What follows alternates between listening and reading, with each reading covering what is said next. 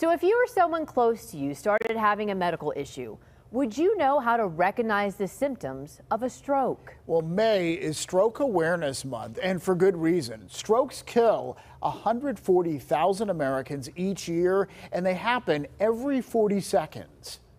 John Shumway is here with what we all need to know about this, and we really do all need to know about this, John. Yeah, not only do we need to be able to recognize what is happening, but responding quickly is crucial.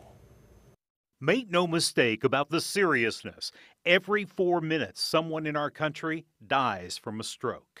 When a stroke does happen, there's a sudden loss of neurologic function, which could be very devastating. And the Cleveland Clinic's Dr. Omri New says the impact can be debilitating. Loss of vision, loss of speech, loss of motor function, to complete incapacitation. Which is why a quick realization of what's happening can be life-saving.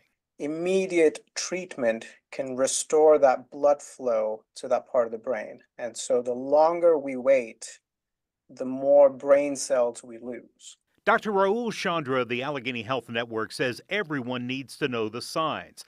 They are spelled out in the acronym B FAST, B standing for balance.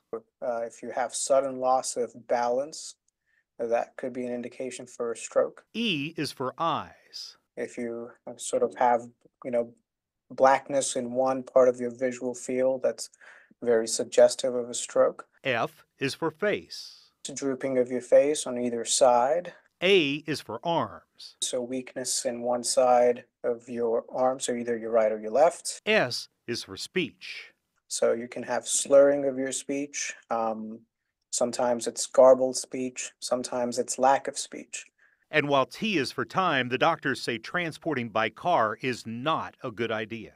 Call 911 and wait for the ambulance.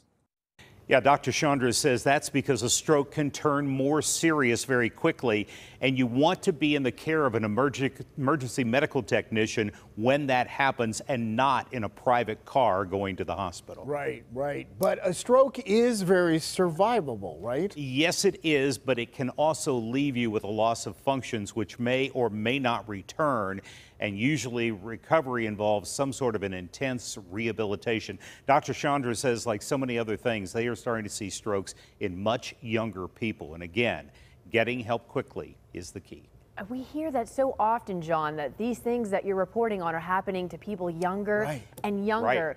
I'm talking about under 40, which is just like jarring to hear, I have to be honest. Yeah, because generally speaking, when you think of strokes, you think of someone in their 70s, 80s. Well, not so anymore. In their 50s and younger is becoming more common. Wow.